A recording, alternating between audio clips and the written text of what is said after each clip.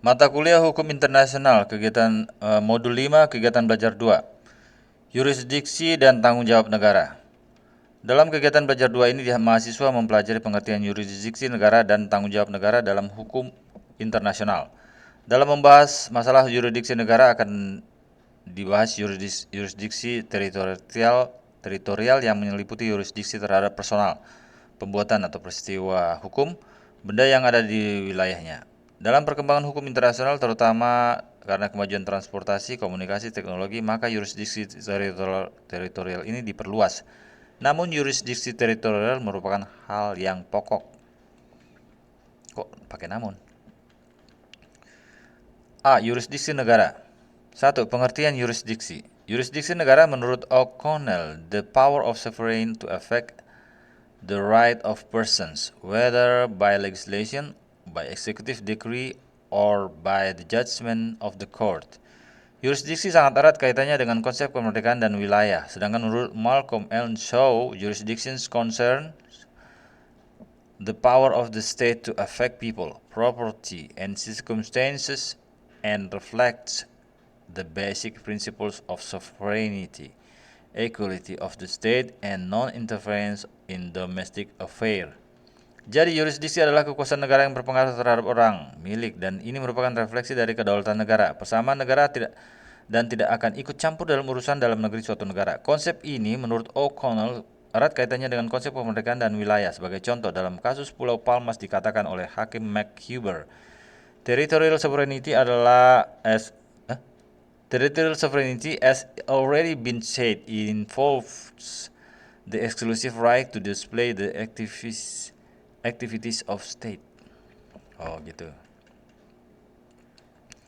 Dalam perkembangan hukum internasional modern, maka yurisdiksi terbatas kaitannya dengan wilayah. Walaupun yurisdiksi kaitannya erat dengan wilayah, namun keterkaitan itu tidak mutlak. Negara lain dapat mempunyai yurisdiksi untuk mengadili pelaku tindak pidana yang melanggar hukum pidananya, namun pelaku itu berada di wilayah negara lain. Sebaliknya, hukum negara tak dapat diterapkan pada orang yang ada di wilayahnya. Hal itu disebabkan karena orang tersebut adalah anggota diplomatik utusan negara sahabat.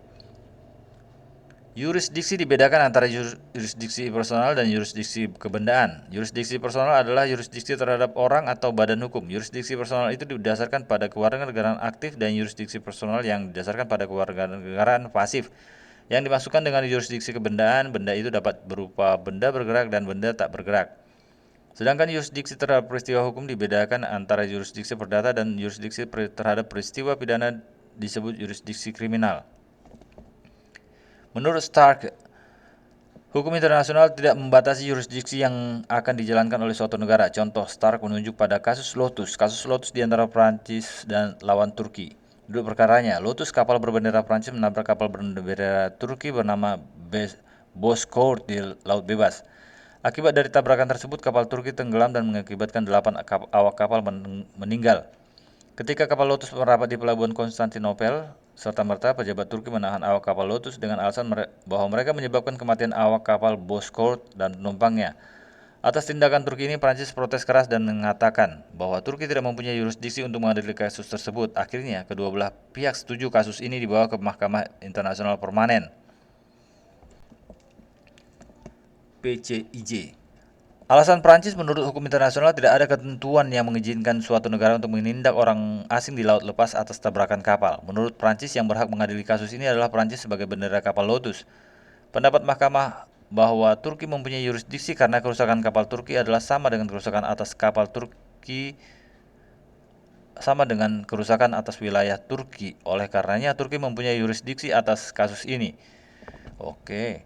Dalam kasus ini, pendapat mahkamah bahwa hukum internasional tidak membatasi yurisdiksi yang akan dilaksanakan oleh suatu negara. 2. Yurisdiksi teritorial. Tadi itu yurisdiksi apa?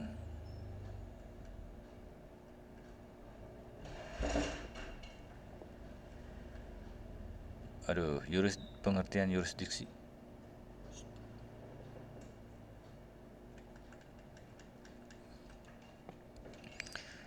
Dua, yurisdiksi teritorial. Yurisdiksi teritorial adalah yurisdiksi yang didasarkan pada wilayah. Wilayah dalam kaitannya dengan yurisdiksi diperluas tidak hanya wilayah darat tetapi diperluas dengan wilayah laut yang meliputi wilayah laut teritorial contiguous zone.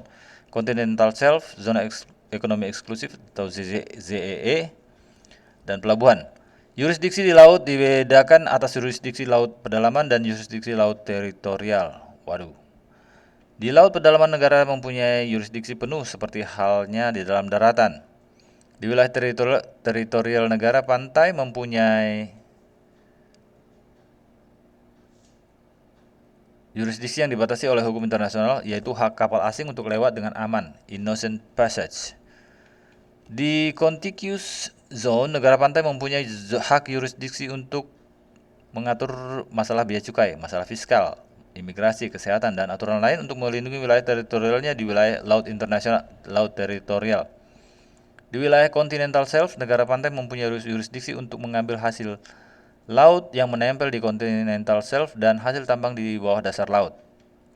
Di zona ekonomi eksklusif, negara pantai mempunyai yurisdiksi untuk mengambil ikan. 3. Yurisdiksi kapal atas kapal. Dalam hukum internasional, negara mempunyai yurisdiksi atas kapal yang memakai benderanya, dalam teori bahwa sebuah kapal adalah merupakan wilayah terapung. Dalam kasus Lotus, wasit McHuber mengatakan, "A corollary of the principle of the freedom of the seas is that a ship of high seas is assimilated to the territory of the state, the flag of which it flies. 4. Just as in its own territory, that state exercises its authority upon it, and other state may do so." Selanjutnya dikatakan, "The flag state should have the primary right of the government of the ship and consequently a right of jurisdiction over many person causing damage to the ship or injury the person on it." Peraturan hukum internasional tentang kapal dibedakan antara kapal dagang, kapal pemerintah yang tidak dipergunakan untuk kepentingan dagang. Sebelum suatu negara menentukan suatu kapal dapat berlayar dengan mengibarkan benderanya, harus ada hubungan yang erat antara kapal dan negara. Biasanya negara yang mengizinkan bendera yang dipakai untuk sebuah kapal, maka kapal tersebut harus didaftarkan di negara bersangkutan. Dengan kata lain, nasionalitas kapal adalah negara di mana benderanya dikibarkan di kapal bersangkutan. 4. Kapal perang atau kapal pemerintah yang dipergunakan untuk kepentingan non-komersial. Kapal perang atau kapal pemerintah yang dipergunakan untuk kepentingan non-komersial menikmati kekebalan terhadap negara lain. Kapal-kapal perang atau kapal pemerintah yang dipergunakan untuk kepentingan non-komersial harus menghormati peraturan-peraturan negara pantai. Kapal perang atau kapal pemerintah yang digunakan untuk kepentingan non-komersial yang menimbulkan kerugian atau melakukan pelanggaran hukum yang merugikan negara pantai harus bertanggung jawab untuk pelanggaran atau kerugian tersebut. Jika terjadi kapal perang atau kapal pemerintah yang tidak mengindahkan peraturan negara pantai mempunyai hak untuk memerintahkan kapal tersebut meninggalkan laut teritorialnya. Bahkan negara pantai mempunyai hak untuk memaksakan agar kapal tersebut meninggalkan wilayahnya. Pasal 30 Konvensi Hukum Laut 1982. Berikut ini dua teori yang menerangkan tentang kekebalan kapal perang atau kapal pemerintahan yang digunakan non-komersial. A. Teori terapung. The Floating Island Theory.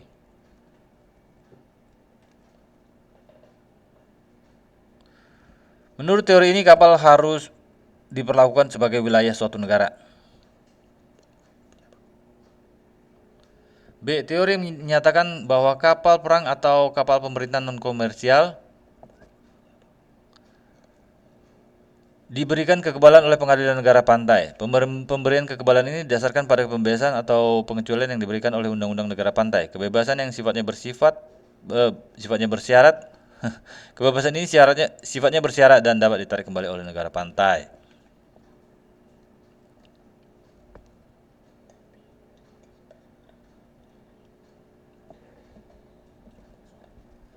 Lima, pelabuhan. Pelabuhan adalah terletak di wilayah suatu negara. Oleh karenanya, negara mempunyai yurisdiksi mutlak atas pelabuhan. Setiap kapal yang akan masuk suatu pelabuhan negara harus mendapat izin dari negara pantai. Kapal tunduk yurisdiksi negara pantai dan negara pantai berhak menegakkan hukumnya atas kapal dan awal kapal asing di pelabuhan.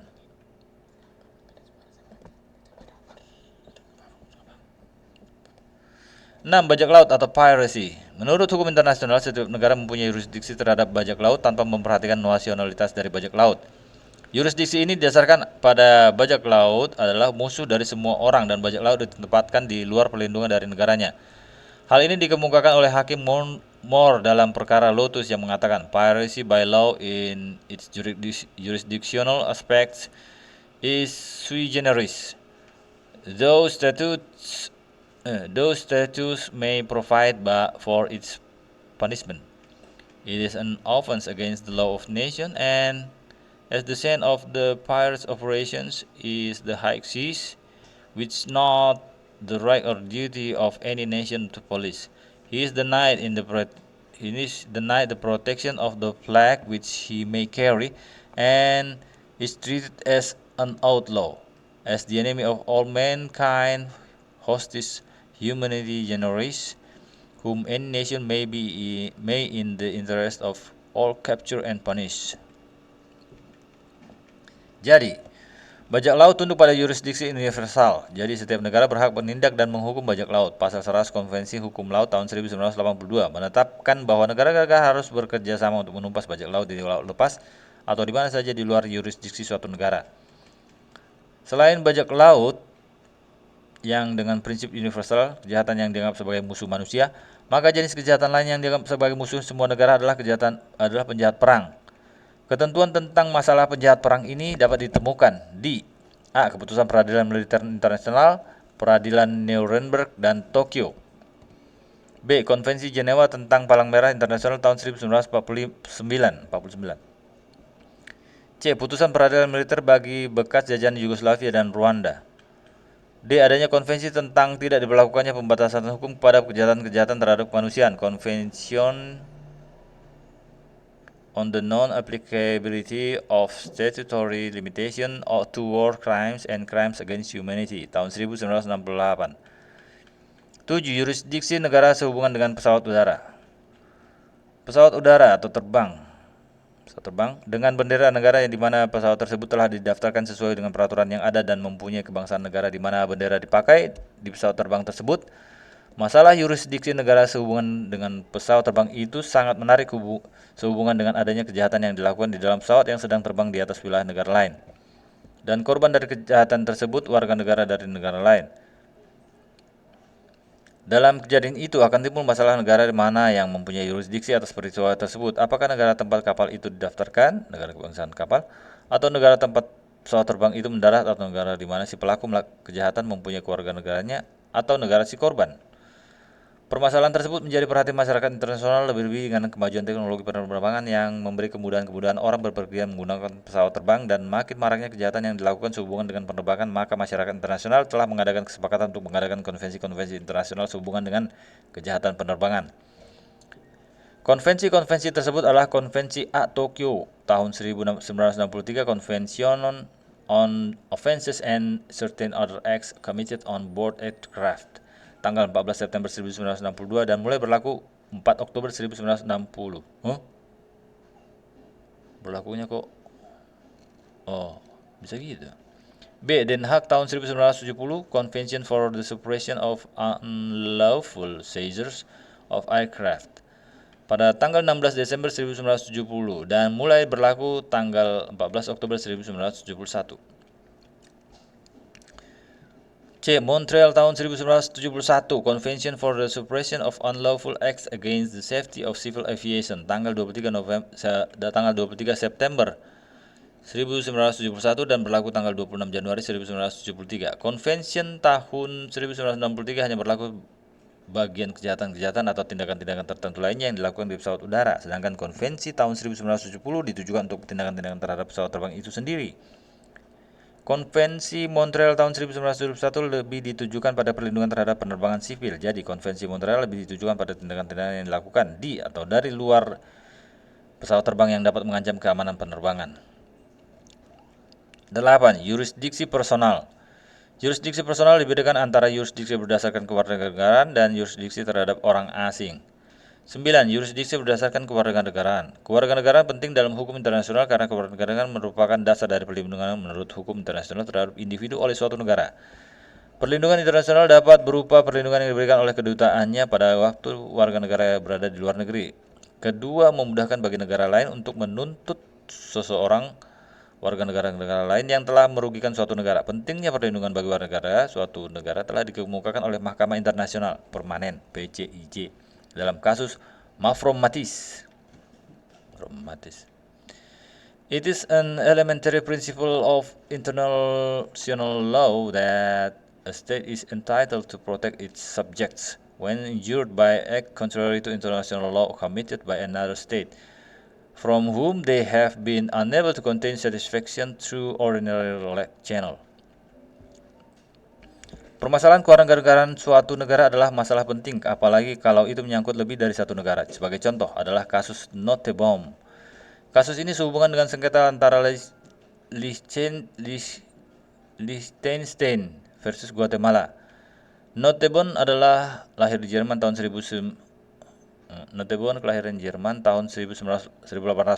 tinggal dan mempunyai kewarganegaraan Jerman. Tahun 1939 memohon untuk menjadi warga negara Liechtenstein secara naturalisasi.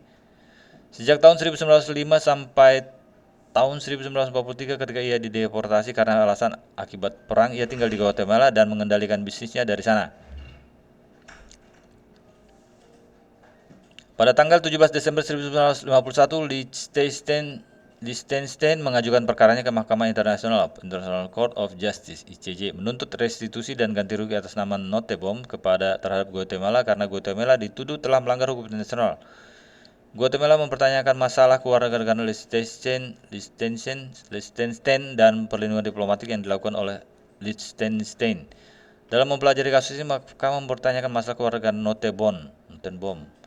Bagaimana hubungannya dengan Liechtenstein dan hubungannya yang erat dengan Guatemala. Nottebohm hanya sebentar, short time, tinggal di Liechtenstein. Salah satu saudara lakinya tinggal di Vaduz, Liechtenstein. Kecuali itu, ada proses naturalisasi tidak ada hubungannya dengan Liechtenstein. Di pihak lain, ia telah hidup di Guatemala untuk kira-kira 30 tahun dan kembali lagi setelah penyelesaian dokumennya di Vaduz. Berdasarkan alasan Liechtenstein tidak mempunyai hubungan erat genuine connection dengan Nottebohm, oleh karenanya Liechtenstein tidak dapat memberikan perlindungan diplomatiknya ke Nottebohm sebagaimana halnya Guatemala. Dari kasus ini, hubungan antara seseorang dengan satu negara sangat penting untuk menentukan kewarganegaraan seseorang. Jadi suatu prinsip dasar dari hukum internasional, suatu negara wajib melindungi warga negaranya ketika menderita akibat tindakan yang melanggar hukum internasional oleh negara lain di mana mereka tidak mungkin mendapat penyelesaian melalui jalan normal. Dalam hukum internasional terkenal prinsip nasional aktif dan prinsip nasional pasif. Prinsip nasional aktif, negara dapat menjalankan yurisdiksinya terhadap warga negaranya. Sebagai akibat dari prinsip ini bahwa negara tidak wajib menyerahkan warga negaranya yang telah melakukan tindak pidana di luar negeri. Prinsip nasional pasif, negara dapat menjalankan yurisdiksi terhadap warga negara yang telah melakukan tindak pidana di luar negeri. Hal ini dibenarkan dalam hukum internasional. Prinsip nasional pasif ini dianut dalam Kitab Undang-Undang Hukum Pidana KUHP Indonesia. Tujuan dari diterapkannya prinsip nasional pasif ini adalah agar yang melakukan tindak pidana itu tidak akan terhindar dari pertanggungjawaban pidana atas tindakan yang dilakukan. 10. Yurisdiksi terhadap orang asing. Negara mempunyai yurisdiksi terhadap orang asing yang ada dalam teritorialnya, namun dalam hal tertentu yurisdiksi negara teritorial tidak dapat diterapkan pada orang asing tersebut. Hal itu disebabkan karena orang asing tersebut mempunyai status tertentu, misalkan A. sebagai korps diplomatik atau konsuler karena perjanjian atau asas resiprokal diberi kekebalan. B. Orang yang bekerja pada organisasi internasional yang berada di wilayahnya. C. Adanya kunjungan kenegaraan resmi yang dilakukan oleh kepala negara, perdana menteri, negara sahabat, dan lain-lain. D. Kapal perang atau kapal pemerintah untuk tujuan non-komersial. E. Adanya angkatan bersenjata asing dengan izinnya ada di suatu wilayah suatu negara. Hukum internasional hanya menetapkan bahwa perlakuan suatu negara terhadap orang asing ada suatu standar internasional. Hak suatu negara untuk menerima atau menolak masuknya orang asing di wilayahnya.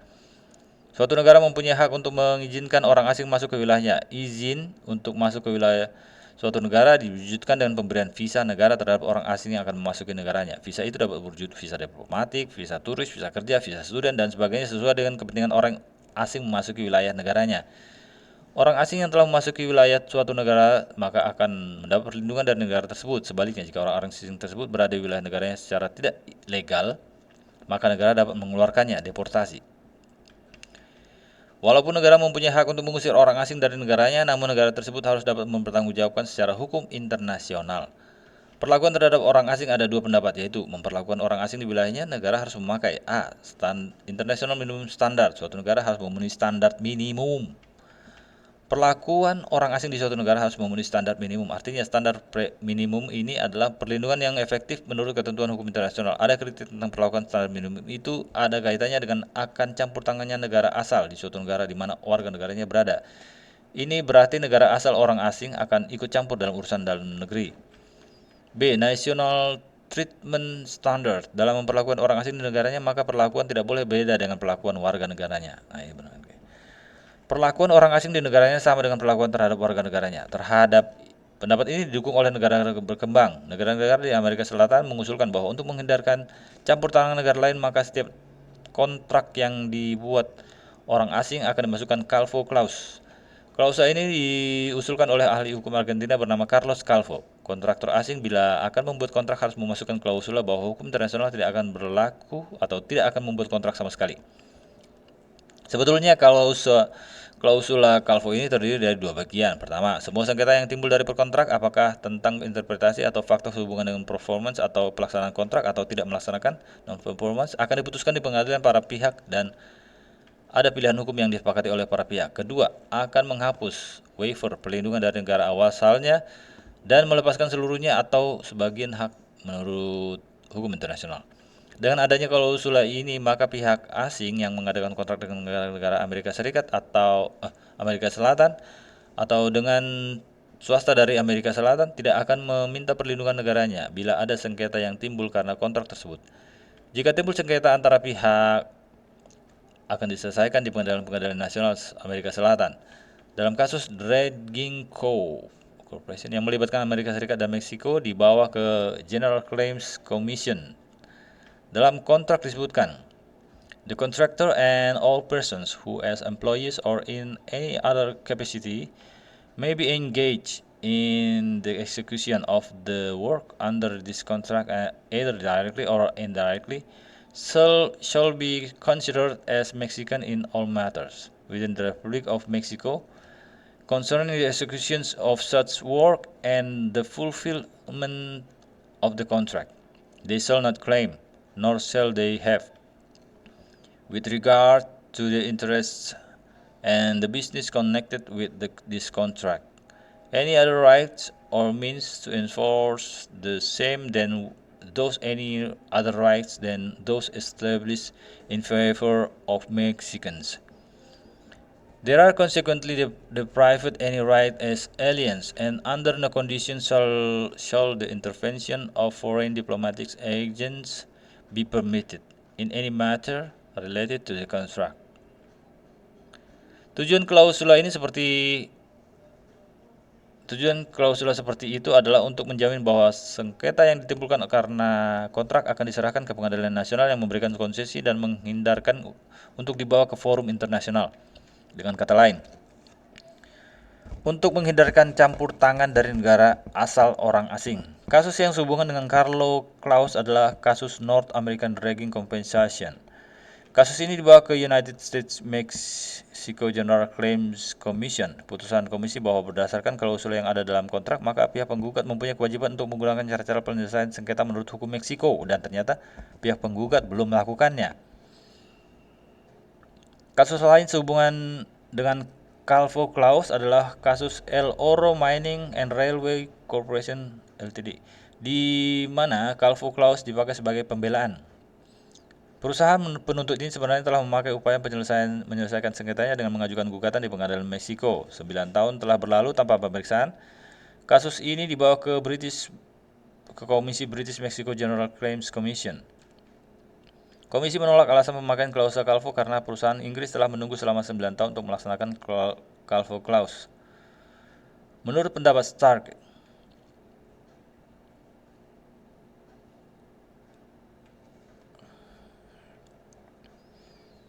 maka it may be said that the Calvo Clause is ineffective to bar the right of states to protect their national abroad, or to release states from their duty to protect foreigners on their territory. Jadi menurut Stark, Klausula Calvo tidak efektif untuk menghalangi negara untuk melindungi warga negaranya di luar negeri atau untuk membebaskan kewajiban suatu negara untuk melindungi orang asing yang berada di wilayah negaranya. Kembali pada perlakuan terhadap orang asing di wilayah suatu negara harus memenuhi standar minimum internasional. Apa ukuran bahwa suatu negara telah memenuhi standar minimum internasional? Ternyata dalam hukum internasional belum ada. Dalam kasus klaim Amerika Serikat ke Meksiko yang dikenal sebagai NIR Claim yang dibawa ke Komisi US Mexico General Claims Commission for the Commissioners, di mana Amerika Serikat mengklaim bahwa Meksiko gagal melaksanakan perlindungan terhadap orang asing yang menyebabkan warga negara Amerika Serikat terbunuh. Dalam kasus ini, komisi mengakui sulitnya menentukan formula batas antara kejahatan internasional dan ketidakpuasan penggunaan kekuasaan dalam kedaulatan nasional. Komisi ini berpendapat bahwa the treatment of an alien in order to constitute an international delinquency should amount to an outrage, to bad faith, to willful neglect duty, or to an insufficiency of governmental action so far short of international standards that every reasonable and impartial man would readily recognize its sufficiency. Jadi, komisi berpendapat bahwa perlakuan terhadap orang asing merupakan kejahatan apabila ada tindakan yang biadab, adanya itikat buruk, melakukan kelalaian terhadap kewajiban dengan sengaja, atau tindakan pemerintah yang tidak cukup. Persyaratan tadi diterima oleh orang yang berpikiran sehat dan tidak memihak yang mengakui bahwa tindakan tersebut memang tidak cukup. Jadi suatu negara mempunyai kewajiban untuk melindungi orang asing yang ada di wilayahnya. Jika perlindungan yang harus diterima oleh orang asing tidak dijalankan oleh suatu negara, maka negara tersebut dianggap mengelak hukum atau disebut dengan denial of justice. Konsep denial of justice ini berlaku pula terhadap tidak dilaksanakannya penangkapan, penahanan, ataupun penghukuman terhadap orang yang telah melakukan tindakan yang merugikan bagi orang asing. Sebagai contoh adalah klaim yang diajukan oleh Amerika Serikat terhadap Meksiko pada US Mexican General Claims Commission pada tahun 1926. Klaim diajukan oleh Amerika Serikat atas nama janda dan anak Jane sehubungan dengan terbunuhnya warga negara Amerika Serikat bernama Byron Everett James tanggal 10 Juli 1918 di pertambangan dekat El Tigre, Sonora, Meksiko.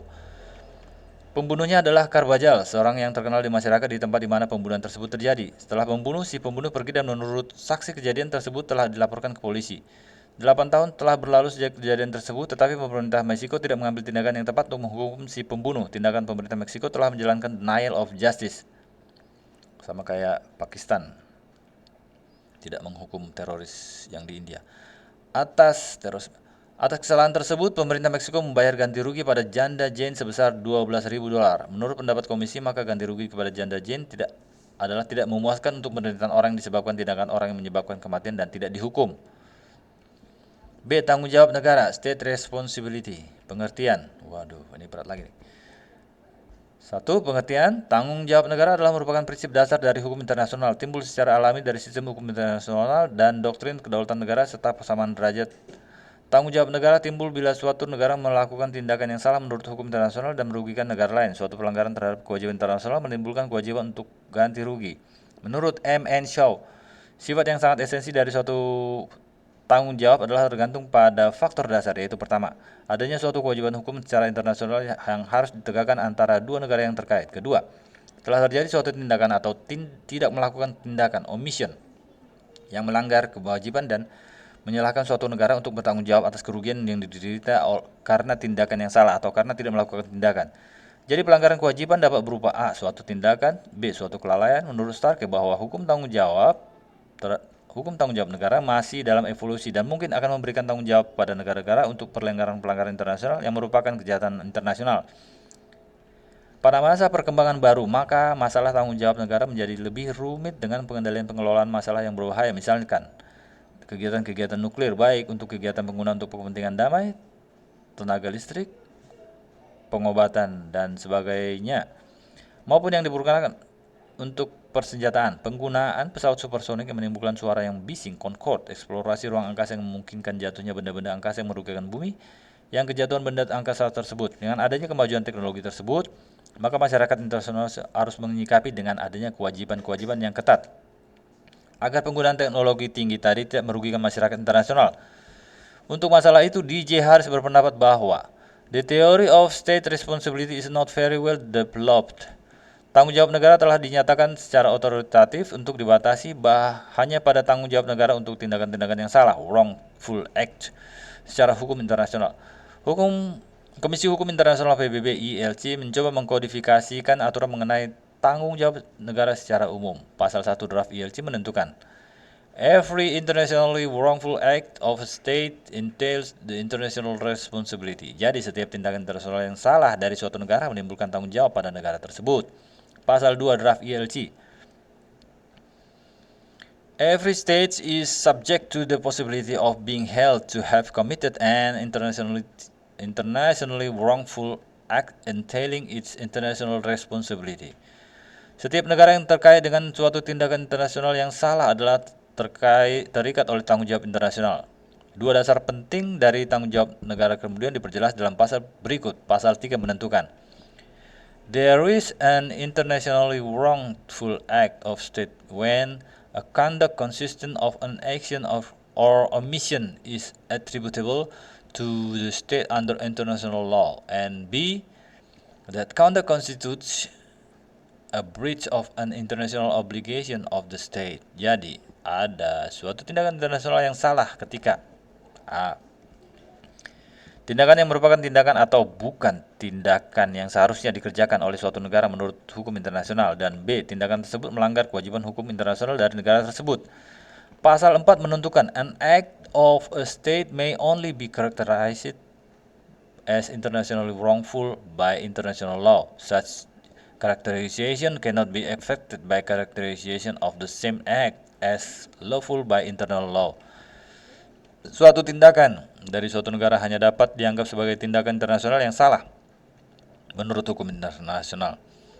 Sifat yang demikian tidak boleh mempengaruhi sifat dari tindakan yang sama menurut hukum internasional. Prinsip yang ditentukan dalam pasal 1 ini banyak dipraktikkan oleh negara-negara atau oleh keputusan pengadilan. Sebagai contoh, kasus yang diputuskan oleh Mahkamah Internasional Permanen PCIJ dalam perkara Corso Factory Case.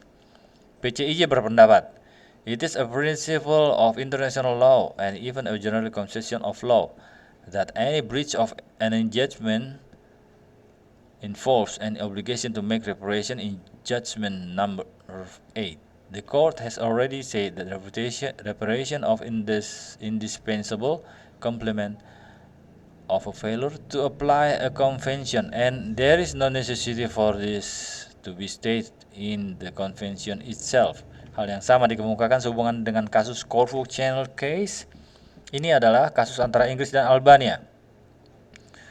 Satu skuadron kapal perang Inggris yang bernama Mauritius dan Leander dan kapal perusak yang bernama Saumarez dan Volage pada tanggal 22 Oktober 1946 meninggalkan pelabuhan Corfu dan melewati Selat Corfu, di mana sebelumnya selat tersebut telah dibersihkan dari ranjau di sebelah utara Selat Corfu. Di luar pelabuhan Saranda, Saumarez terkena ranjau dan mengalami kerusakan yang berat. Ketika sedang diadakan penarikan pada kapal yang rusak lagi, kena ranjau dan menderita kerusakan yang berat.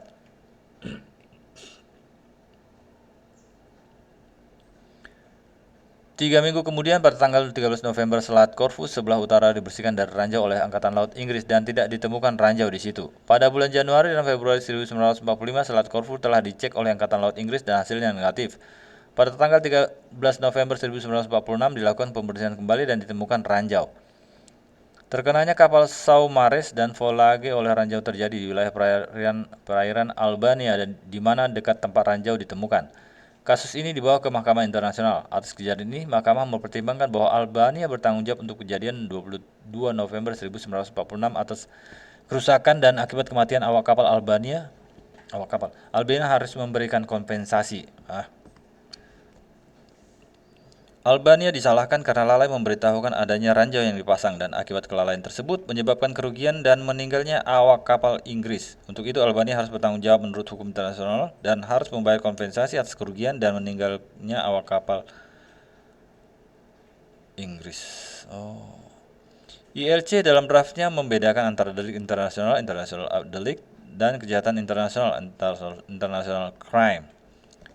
Menurut M.N. Shaw, an international obligation so essential interests of the international for the protection of fundamental interests of the international community that each breach is recognized as a crime by that community as a whole.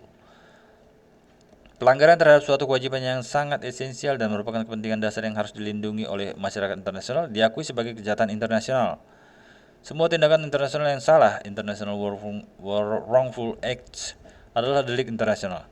Masalah ini ditentukan pada pasal 19 draft ILC yang termasuk kejahatan internasional. Misalkan genocide, perbudakan, apartheid, agresi. Menurut pendapat raporter tentang pasal 19 draft ILC, ada 3 perubahan sejak tahun 1945. Pertama, perkembangan dari konsep jus cogens sebagai suatu prinsip yang tidak boleh diabaikan. Kedua, adanya tanggung jawab individual terhadap tindak pidana secara langsung menurut hukum internasional. Ketiga, adanya ketentuan dalam Piagam PBB untuk tindakan memaksa atau enforcement terhadap negara yang melanggar perdamaian atau tindakan agresi. Dua, batas-batas tanggung jawab menurut hukum internasional dan menurut hukum nasional. Di atas telah diutarakan bahwa tanggung jawab negara menurut hukum internasional timbul bila ada pelanggaran terhadap kewajiban hukum internasional dan tidak melakukan tindakan dan akibatnya merugikan negara lain.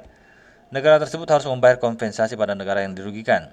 Dalam membahas tanggung jawab negara itu, kita harus mengenal perbedaan antara tanggung jawab menurut hukum internasional dan tanggung jawab menurut hukum nasional. Menurut J.G. Stark, tanggung jawab negara itu menyangkut dua hal berikut ini. A. Tindakan suatu negara yang melanggar kewajiban atau tidak melakukan kewajiban menurut hukum internasional dan ini menimbulkan tanggung jawab.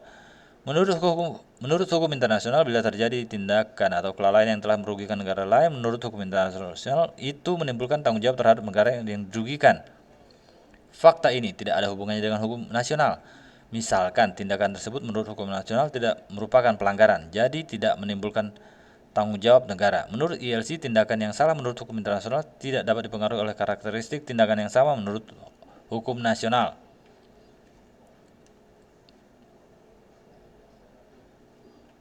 B. Wewenang atau kompetensi pejabat negara yang menyebabkan kesalahan telah dilakukan. Suatu negara tetap bertanggung jawab atas tindakan yang salah menurut hukum internasional yang dilakukan oleh pejabat negara.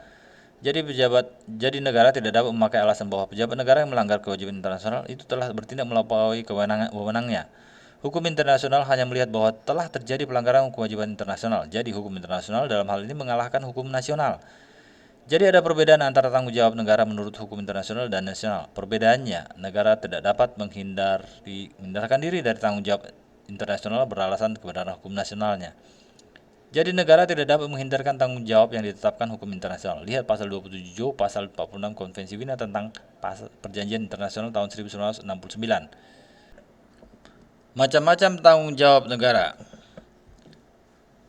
1. Tanggung jawab negara atas perjanjian internasional. Setiap negara mempunyai tanggung jawab atas perjanjian di mana negara tersebut menjadi pihak dalam suatu perjanjian internasional. Dalam hukum internasional dikenal prinsip pacta sunt servanda, yaitu suatu prinsip yaitu setiap perjanjian yang berlaku adalah mengikat terhadap para pihak dalam perjanjian tersebut dan harus dilaksanakan oleh mereka dengan itikat baik. Pasal 26 Konvensi Wina tentang Perjanjian Internasional tahun 1969. Jadi pelanggaran atas kewajiban yang timbul dari suatu perjanjian internasional menyebabkan negara pelanggar bertanggung jawab dan harus membayar kompensasi. Menurut Mahkamah Permanen Internasional PCIJ, dalam kasus Charzo Factory Case, dinyatakan bahwa setiap pelanggaran suatu perjanjian internasional mengakibatkan suatu kewajiban untuk mengganti rugi. Dalam keadaan tertentu, suatu pelanggaran perjanjian tidak menyebabkan negara tersebut bertanggung jawab. Hal tersebut adalah A. Keadaan memaksa force majeure. Keadaan ini telah diterima sebagai prinsip hukum untuk membebaskan para pihak untuk memenuhi kewajibannya. Tindakan ini dilakukan dengan persetujuan negara yang dirugikan. C. Tindakan yang sangat diperlukan, state of necessity. D. Untuk tindakan bela diri. E. Apabila tindakan itu merupakan tindakan yang sah menurut hukum internasional sebagai akibat atas adanya pelanggaran hukum internasional yang dilakukan oleh negara lain. 2. Kontrak yang dilakukan oleh negara dengan orang asing atau suatu korporasi asing. Suatu negara mungkin berbuat kontrak dengan negara lain atau orang asing atau korporasi asing. Dalam hal ini maka hukum yang dipakai mungkin hukum internasional atau prinsip umum hukum atau hukum nasional yang dipilih para pihak. Untuk menganalisis akibat hukum bila ada pelanggaran kontrak, maka harus diketahui dulu hukum apa yang diberlakukan terhadap kontrak tersebut. A. Pada umumnya suatu kontrak yang dibuat oleh negara dengan orang asing berlaku hukum nasional di mana kontrak tersebut akan dilaksanakan. B. Kemungkinan kedua, jika kontrak itu diatur oleh prinsip-prinsip hukum (General Principles of International Law). Satu hal ini terjadi bila para pihak menentukan pilihannya bahwa prinsip-prinsip umum hukum dipilih untuk kontrak yang dibuat. Dua, karena tidak adanya hukum nasional yang dipilih para pihak, maka disetujui untuk memperlakukan prinsip-prinsip umum hukum. C. Jika hukum nasional salah satu pihak dipilih untuk hukum yang berlaku bagi kontrak itu. 1. Kontrak boleh ditiadakan atau diubah menurut hukum nasional yang dipilih. 2. Kontraktor asing tidak mempunyai hak selain yang telah ditentukan dalam hukum nasional yang telah dipilih untuk kontrak tersebut. Jika hukum nasional yang dipilih dan negara tidak memenuhi kontrak, maka kontraktor asing hanya dapat menuntut berdasarkan hukum nasional yang dipakai, dan hanya jika terjadi denial of justice maka baru dapat menuntut menurut hukum internasional. Jika hukum nasional yang berlaku dan di mana negara yang hukum nasionalnya diberlakukan mengubah hukum nasionalnya sehingga merugikan pihak kontraktor asing, maka kontraktor asing dapat menuntut ganti rugi atas kerugian yang dideritanya berdasarkan hukum internasional. Tuntutan ganti rugi didasarkan pada hukum internasional. Jika prinsip-prinsip umum hukum yang berlaku bagi kontrak tersebut dan mereka menyetujui sebagai bagian atau substruktur dari hukum internasional, maka A. Jika negara menjamin pelaksanaan kontrak melepaskan kekuasaan atau kedaulatannya terhadap kontrak tersebut. B. Hukum tidak berlaku surut adalah suatu prinsip umum hukum yang diberlakukan untuk menghindarkan tindakan sepihak.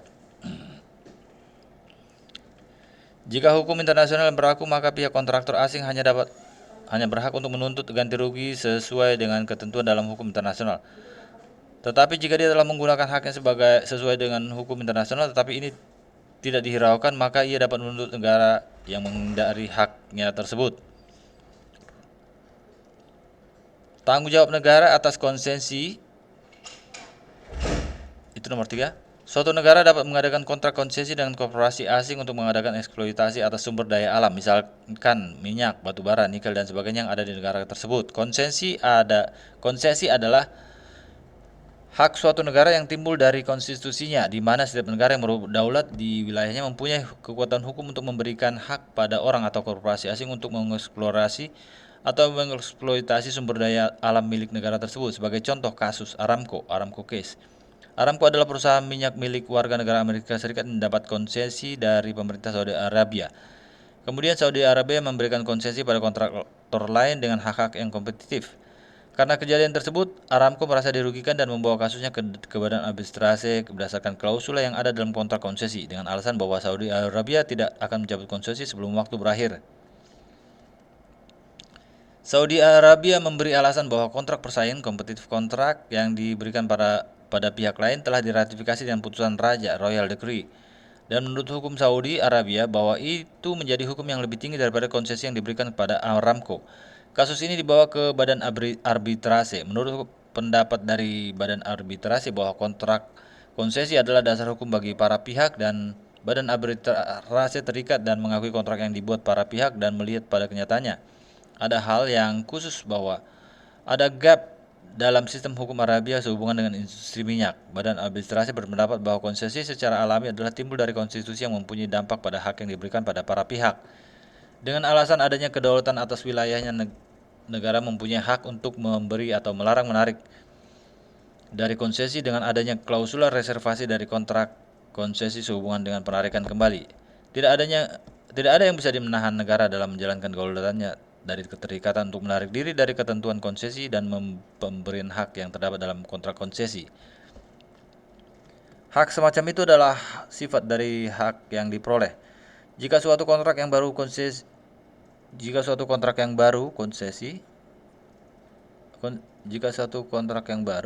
yang baru bersaing dengan kontrak yang lebih dulu, atau adanya peraturan baru menghapus seluruhnya atau sebagian hak yang telah diberikan oleh ketentuan hukum yang lebih dulu. Ini akan membentuk suatu pelanggaran yang jelas dengan kontrak yang kedua. Hak yang diberikan atau pelanggaran oleh adanya peraturan yang kemudian. Suatu prinsip hukum non-retroaktif, hanya ada pengecualian dari aturan kebijakan public policy. Ini disebabkan suatu situasi hukum yang diberikan oleh ketentuan yang lama dari suatu peraturan tidak dapat dibatalkan oleh hukum yang ditambahkan, subsequent statute. Generalia subspecialibus non derogant. Kecuali pembuat undang-undang telah menyatakan dengan tegas bahwa ketentuan itu mempunyai dampak retroaktif pada ketentuan yang sama, di mana negara tidak dapat mengerjakannya terhadap konsesi tanpa terikat pada adanya tanggung jawab. Dengan kata lain, bahwa hukum internasional melindungi hak yang diberikan pada orang asing dan mengisolasi kepentingan kontraktor asing dari proses pengaturan adalah merupakan elemen yang penting untuk hak yang diberikan. 4. Tanggung jawab negara atas ekspropriasi. Ekspropriasi adalah pencabutan hak milik perorangan untuk kepentingan umum yang disertai dengan ganti rugi. Pada prinsipnya, perlindungan terhadap orang asing dan miliknya yang diberikan oleh hukum internasional ditaati oleh negara-negara, tapi pada keadaan tertentu, ketentuan hukum internasional tentang perlakuan terhadap orang asing atau terhadap miliknya tidak dapat dipertahankan, terutama pada perkembangan setelah Perang Dunia Kedua, di mana banyak negara-negara baru yang baru merdeka. Setelah merdeka, negara-negara baru itu membutuhkan dana untuk membangun negaranya. Untuk itu, negara baru itu mengambil alih hak milik orang asing atau perusahaan asing yang ada di wilayah negaranya. Hal ini pernah dilakukan oleh pemerintah Indonesia, di mana pemerintah Indonesia mengambil alih milik perusahaan perkebunan Belanda yang dilanjutkan dengan tindakan nasionalisasi. Secara hukum internasional, tindakan ini melanggar hukum internasional, di mana hukum internasional memberikan perlindungan kepada orang asing dan miliknya. Permasalahan yang dilakukan oleh Indonesia pada tahun 1958 terhadap perkebunan Belanda terkenal dengan perkara tembakau Bremen, di mana pihak Indonesia mengatakan bahwa tindakan pengambil alihan dan nasionalisasi itu merupakan tindakan negara yang berdaulat dalam membangun struktur ekonomi nasionalnya, dari struktur ekonomi kolonial ke struktur ekonomi nasional.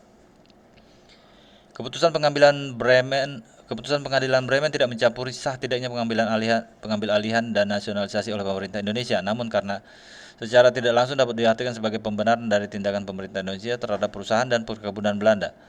Keputusan pengadilan Bremen, Landesgericht Bremen, yang kemudian diperkuat oleh pengadilan banding yang diajukan pihak lawan ke pengadilan tinggi Bremen, Oberlandesgericht Bremen, di mana keputusannya memperkuat keputusan pertama. Permasalahan dalam perkara Bremen ini adalah keabsahan tindakan pemerintah Indonesia dalam mengambil alih dan kemudian menasionalisasikan perusahaan perkebunan tembakau Belanda di Indonesia pada waktu itu.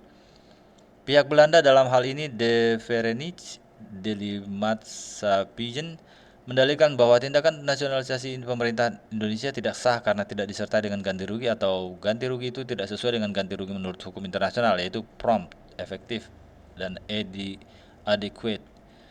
Tentang ganti rugi yang dikemukakan oleh pihak Belanda itu tidak dapat diterima dengan alasan bahwa negara yang baru merdeka akan mengubah sistem perekonomiannya sehingga dalil itu tidak mungkin dipenuhi. Ganti rugi yang disediakan oleh pemerintah Indonesia sebagai pihak yang melakukan ekspropriasi lain, bentuknya dengan peraturan pemerintah nomor 9 tahun 1959 ditentukan bahwa hasil penjualan hasil perkebunan tembakau dan perkebunan lainnya akan disisihkan suatu presentasi tertentu untuk disediakan pembayaran ganti rugi. Jadi pemerintah Indonesia tidak melanggar prinsip ganti kerugian, hanya cara pembayaran ganti rugi itu dan jumlahnya disesuaikan dengan kemampuan negara berkembang. Menurut Mokhtar Kusumaatmadja, bahwa keputusan pengadilan Bremen yang tidak mempersoalkan keabsahan tindakan nasionalisasi pemerintah Indonesia yang diperkuat dengan keputusan pengadilan tinggi Bremen secara tidak langsung menyatakan bahwa tindakan nasionalisasi pemerintah Indonesia atas perkebunan Belanda sah. Keputusan pengadilan Bremen ini membawa pengaruh besar pada perubahan hukum internasional yang mengatur tentang masalah ekspropriasi. Kembali pada ganti rugi yang prompt, adequate, dan efektif, ini dikemukakan oleh Menteri Luar Negeri Amerika Serikat Hull tahun 1940 dalam suratnya ke pemerintah Meksiko sehubungan dengan ekspropriasi yang dilakukan oleh Meksiko terhadap kepentingan minyak milik asing. The right to expropriate property is coupled with and conditioned on the obligation to make adequate, effective, and prompt compensation. The legality of an expropriation is in fact dependent upon the observance of the requirement. Pengertian ganti rugi prompt, adequate, dan efektif dijelaskan dalam kasus Anglo-Iranian Oil Company tahun 1952, di mana Inggris menyatakan, by adequate compensation is meant the value of the understanding in the moment of disposition plus interest to the day of judgment. Jadi yang dimaksud dengan adequate adalah kompensasi yang nilainya sama dengan usahanya pada saat diadakan pengambil alihan plus keuntungan bunganya sampai saat diputuskan. Sedangkan pengertian dari prompt dalam kasus yang diputus oleh PCIJ berkenaan dengan klaim Carzo Factory tahun 1928, Mahkamah berpendapat bahwa dimaksudkan dengan prompt there have in fact been pronouncements that prompt compensation means immediate. Jadi yang dimaksud dengan prompt adalah segera dalam bentuk cash. Sedangkan yang dimaksud dengan effective and means that the recipient of the compensation must be able to make use of it. Artinya bahwa pihak yang menerima kompensasi tersebut dapat memanfaatkan kompensasi tersebut. Menurut Schwarzenberger yang dikutip oleh Kuala Adolf, bahwa kompensasi atau ganti rugi dapat berupa monetary compensation, ganti rugi dalam bentuk uang, atau dalam bentuk satisfaction, yaitu ganti rugi dalam bentuk misalkan minta maaf. Permintaan maaf biasanya dimintakan untuk kerugian yang non-material. Menurut Sugeng Instanto, kompensasi ganti rugi dibedakan antara satisfaction dan pecuniary reparation. Yang dimasukkan dengan satisfaction adalah kompensasi yang cukup dengan permintaan maaf secara resmi atau jaminan tidak akan terulang tindakan tersebut. Sedangkan pecuniary dilakukan bila tindakan menimbulkan kerugian material.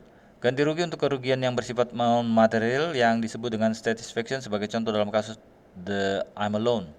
Kasus ini antara Amerika Serikat dan Kanada tahun 1929. I'm Alone adalah sebuah kapal milik Inggris yang didaftarkan di Kanada oleh World Coast, penjaga pantai Amerika Serikat. Diperintahkan untuk meninggalkan Laut Amerika Serikat karena diduga kapal tersebut mengangkut minuman keras yang akan diselundupkan ke Amerika Serikat. Pada saat itu ada larangan untuk memasukkan minuman keras ke wilayah Amerika Serikat. Menurut Amerika Serikat, kapal itu berada dalam jarak 10 mil dari pantai Louisiana. Kapal tersebut dikejar oleh Wolcott dan ditembak oleh Dexter, penjaga pantai Amerika Serikat kedua. Dexter dan Wolcott menangkap kapal The I'm Alone 200 mil dari pantai Amerika Serikat. Ketika kapal tersebut menolak untuk meninggalkan pantai, ditembak oleh Dexter. Akibatnya kapal tersebut tenggelam, menyebabkan kematian awak kapal dan kehilangan muatan kapal. Amerika Serikat, karena kejadian tersebut, penjaga pantai Amerika Serikat disalahkan telah melakukan tindakan melanggar hukum yang diketahui oleh Amerika Serikat bahwa tindakan penjaga pantai itu ilegal. Untuk kesalahan tersebut, Amerika Serikat harus minta maaf pada pemerintah Kanada dan untuk kerugian material harus membayar $25.000 kepada Kanada. Penggantian dengan uang dapat terdiri dari A. Penggantian biaya pada waktu keputusan pengadilan dikeluarkan maupun jumlah penggantian tersebut menjadi lebih besar dari nilai pada waktu pembuatan melanggar hukum terjadi. B. Kerugian tak langsung, indirect damages.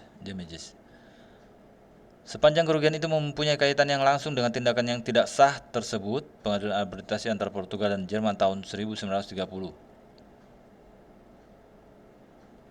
C. Hubungan keuntungan yang diharapkan. Sepanjang keuntungan tersebut mungkin dalam situasi atau perkembangan yang normal. Dalam kasus The Carzo Factory, Mahkamah Permanen Internasional mempertimbangkan hal ini dalam keputusannya. D. Pembayaran atas kerugian atas bunga yang hilang karena adanya tindakan melanggar hukum. 5. Tanggung jawab atas dasar utang negara. Tanggung jawab atas utang negara. Negara mempunyai tanggung jawab atas utang telah dibuatnya dengan pihak lain. Masalah utang negara sering timbul dalam hal adanya pergantian negara, misalnya karena aneksasi. Biasanya negara pengganti menghindarkan diri dari utang yang dibuat negara lama. Namun juga terjadi karena pemerintah suatu negara gagal menepati janji untuk membayar utang. Menurut Stark, ada 3 teori yang menguraikan hak suatu negara untuk melindungi warga negara, kreditor dari suatu negara. A. Teori Lord Palmerston. Dari teori tersebut dinyatakan pada tahun 1848 bahwa suatu negara berhak untuk campur tangan secara diplomatik, bahkan menggunakan intervensi senjata terhadap negara debitur yang tidak membayar utangnya.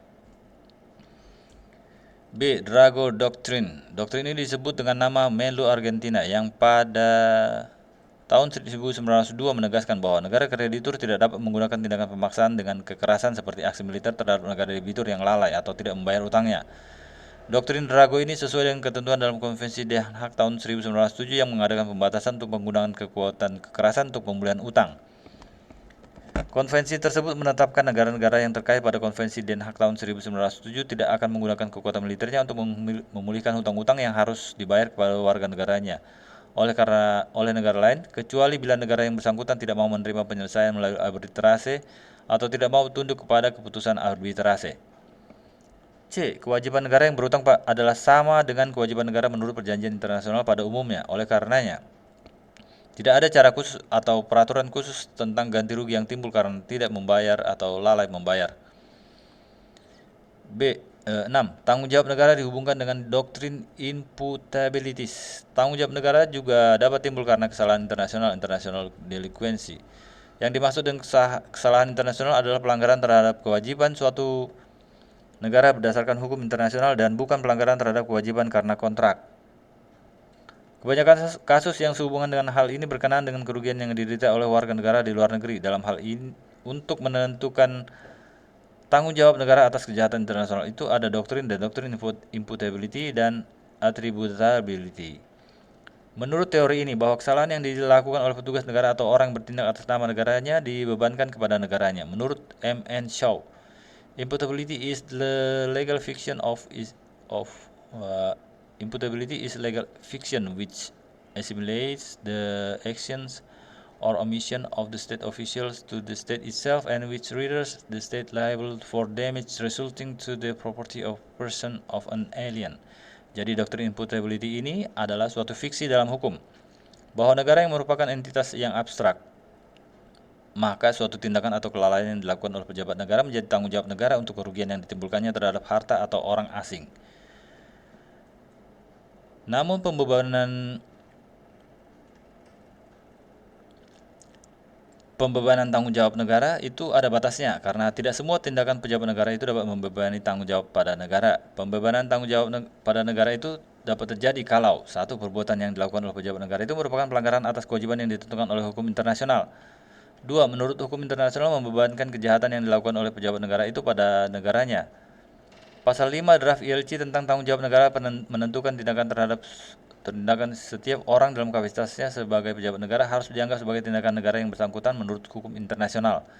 Sedangkan pasal 6 draft ILC menentukan bahwa tindakan pejabat negara harus dianggap bertanggung jawab menurut hukum internasional atas tindakan-tindakan yang dilakukan baik pejabat negara yang melakukan tugas-tugas internasional maupun tugas-tugas dalam negeri. Sedangkan pasal 7 draft ILC menentukan bahwa tindakan suatu pejabat negara dari suatu kesatuan pemerintah teritorial di dalam suatu negara harus dianggap juga sebagai suatu tindakan negara menurut hukum internasional, asalkan pejabat negara tersebut bertindak sesuai dengan kapasitasnya. Sedangkan ayat 2 pasal 7 draft ILC menentukan bahwa tindakan pejabat negara yang bukan merupakan bagian dari struktur formal negara atau kesatuan pemerintah teritorial yang diberi kuasa oleh hukum nasional negara tersebut untuk melakukan unsur-unsur kekuasaan pemerintah juga diakui sebagai tindakan negara menurut hukum internasional, asalkan pejabat tersebut bertindak dalam kewenangannya.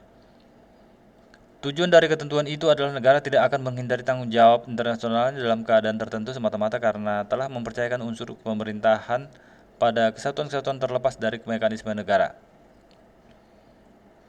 7. Tanggung jawab negara atas lingkungan. Kemajuan teknologi yang dipakai oleh manusia dalam kegiatan-kegiatan ekonomi sering membawa dampak pada kerusakan lingkungan baik langsung maupun tidak langsung. Kerusakan lingkungan itu sering dirasakan juga akibatnya terhadap negara lain.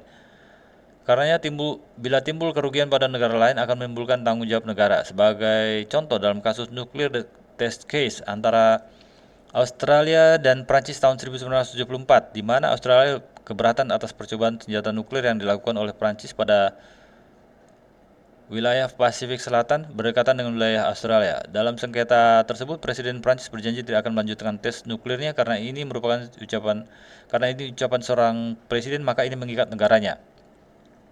Mahkamah Internasional dalam hal ini berpendapat bahwa setiap negara wajib mencegah kerusakan dan tindakan yang dapat mengakibatkan kerugian pada pihak lain. Kerusakan lingkungan dapat disebabkan pencemaran udara, pencemaran laut, pencemaran tanah, kerusakan keseimbangan alam, dan lain-lain. PBB merasa perlu agar masyarakat internasional mencari penyelesaian masalah lingkungan ini. Maka pada tahun 1972 diadakan konferensi di Stockholm tentang lingkungan hidup. Konferensi ini menghasilkan resolusi, rekomendasi, dan deklarasi yang penting adalah Declaration of the United Nations Conference of the Human Environment. Dalam deklarasi tersebut ditetapkan prinsip-prinsip tentang lingkungan hidup sebanyak 26, diantaranya yang penting sehubungan dengan lingkungan hidup adalah negara mempunyai hak kedaulatan untuk mengeksploitasi sumber-sumbernya sendiri sesuai dengan kebijakan lingkungan. B. Negara bertanggung jawab untuk menjamin bahwa kegiatan-kegiatan di wilayah jurisdiksinya atau pengawasannya tidak menyebabkan kerugian bagi lingkungan negara lain atau lingkungan wilayah di luar batas jurisdiksi nasionalnya. C. Berkewajiban untuk bekerja sama mengembangkan Lebih lanjut, hukum internasional mengatur pertanggungjawaban dan kompensasi bagi korban polusi dan kerugian lingkungan lain yang disebabkan oleh kegiatan sejenis pada wilayah di luar yurisdiksi nasionalnya. 8. Tanggung jawab negara dan teori kesalahan, fault. Dalam membahas tanggung jawab negara dikaitkan dengan teori kesalahan, maka ada dua teori, yaitu teori objektif, juga dikenal dengan teori risiko, dan teori subjektif atau teori kesalahan. Menurut teori objektif, maka tanggung jawab negara adalah mutlak strict, artinya seorang pejabat atau agen negara telah melakukan tindakan atau merugikan orang lain, maka negaranya bertanggung jawab menurut hukum internasional tanpa melihat apakah tindakan tersebut dengan maksud baik atau jahat. Sedangkan untuk yang dimasukkan dengan teori subjektif atau teori kesalahan, tanggung jawab negara ditentukan karena adanya unsur kesalahan atau kelalaian, culpa, pada pejabat atau agen negara yang bersangkutan. 9. Exhaustion of local remedies. Dalam hukum kebiasaan internasional diterima bahwa seorang yang akan menuntut suatu negara karena tanggung jawab negara sebelum mengajukan tuntutan ke pengadilan luar negeri harus menggunakan terlebih dulu upaya yang tersedia di dalam negeri negara bersangkutan. Tindakan ini diperlukan agar tidak semua masalah akan dibawa ke pengadilan internasional dan juga memberi kesempatan pada negara yang bersangkutan untuk memperbaiki sistem hukumnya bila diperlukan.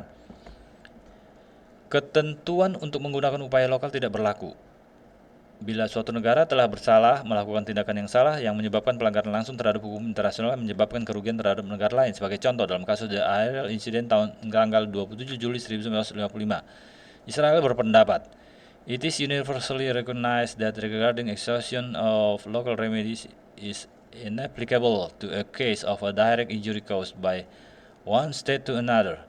Jadi exhaustion of local remedies tidak diterapkan terhadap tindakan-tindakan yang menyebabkan kerugian langsung oleh tindakan suatu negara terhadap negara lain. Menurut Stark, prinsip yang harus diperhatikan dalam hal exhaustion of local remedies adalah a. Suatu upaya setempat menyelesaikan sengketa dianggap tidak pantas dan tidak perlu dilakukan jika pengadilan setempat tidak dalam posisi menunjukkan atau memberikan kompensasi atas kerugian yang diderita. B. Seorang penuntut tidak perlu menggunakan upaya setempat bila tidak ada keadilan. Sebagai contoh, bila pengadilan ada di bawah kontrol eksekutif, di mana pejabat eksekutif bertanggung jawab untuk tindakan ilegal tersebut, atau tindakan dari pejabat legislatif menyebabkan kerugian yang dideritanya. C. Jika kerugian tersebut disebabkan oleh tindakan pejabat eksekutif pemerintah setempat yang tidak tunduk pada yurisdiksi pengadilan setempat. D. Negara boleh menyatakan upaya penyelesaian setempat local remedies dapat ditempuh meskipun itu tidak jelas apakah suatu perjanjian di antara pihak bersengketa untuk arbitrasi merupakan pengindahan local remedies secara diam-diam.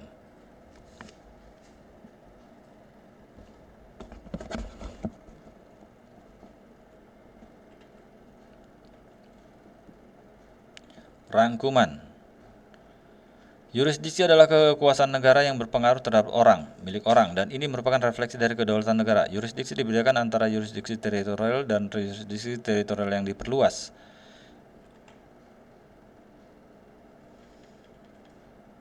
Yurisdiksi teritorial dibedakan antara yurisdiksi personal, yurisdiksi kebendaan, yurisdiksi peristiwa hukum.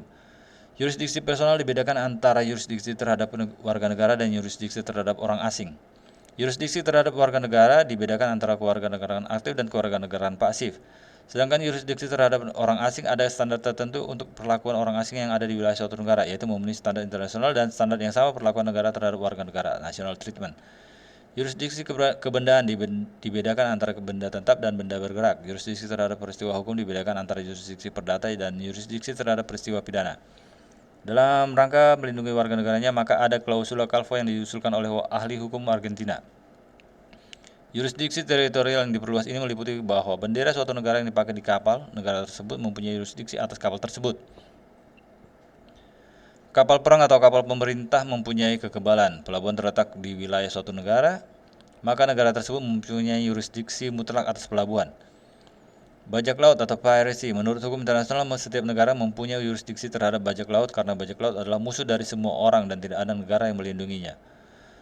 Tanggung jawab negara adalah merupakan prinsip dalam hukum internasional. Suatu negara yang melakukan tindakan yang salah atau tidak melakukan kewajibannya menurut hukum internasional dan merugikan negara lain menimbulkan kewajiban untuk membayar ganti rugi. Sebagai contoh, adanya tanggung jawab negara yang dibebankan kepada negara yang adalah kasus Corfu. Pelanggaran terhadap suatu kewajiban yang sangat esensial dan merupakan kepentingan dasar yang harus dilindungi oleh masyarakat internasional diakui sebagai kejahatan internasional. Menurut ILC, tindakan yang salah menurut hukum internasional tidak dapat dipengaruhi oleh karakteristik tindakan yang sama menurut hukum nasional. Negara tidak dapat menghindarkan tanggung jawab internasional beralasan kebenaran hukum nasionalnya. Macam-macam tanggung jawab negara. 1. Tanggung jawab negara atas perjanjian internasional. Kontrak yang dilakukan oleh negara dengan orang asing atau dengan suatu korporasi asing. Di sini ada masalah perlakuan hukum. Perlakuan hukum yang berlaku. A. Hukum nasional di mana kontrak dibuat. B. Hukum yang dikontrak adalah prinsip-prinsip umum hukum. C. Hukum nasional adalah salah satu pihak. D. Hukum internasional. 2. Tanggung jawab negara atas konsesi. 3. Tanggung jawab negara atas koekspropriasi. Dalam masalah ganti rugi memuat praktik negara-negara bahwa prompt, adequate, dan efektif. Dalam pengadilan Bremen, hal ini telah ditinggalkan bagi negara berkembang, di mana jumlah dan pembayaran ganti rugi ditentukan sesuai dengan kemampuan negara berkembang. Ganti rugi dibedakan antara monetary compensation, ganti rugi dalam bentuk uang, atau dalam bentuk satisfaction menurut Schwarzenberger. Menurut Sugeng F. Istanto, ganti rugi dapat berbentuk satisfaction dan pecuniary. 1. Tanggung jawab negara atas utang negara. 2. Tanggung jawab negara atas kejahatan internasional. 3. Tanggung jawab negara atas lingkungan. Dalam membahas tanggung jawab negara dikaitkan dengan teori kesalahan, fault, di sini ada dua teori, yaitu teori objektif dan teori subjektif. Teori objektif, tanggung jawab negara adalah mutlak, strict. Teori subjektif, tanggung jawab negara ditentukan karena adanya unsur kesalahan atau kelalaian, culpa. Menurut hukum internasional, maka seseorang sebelum menuntut di pengadilan luar negeri harus menggunakan terlebih dahulu upaya yang tersedia di dalam negeri negara bersangkutan. Sekian dan terima kasih.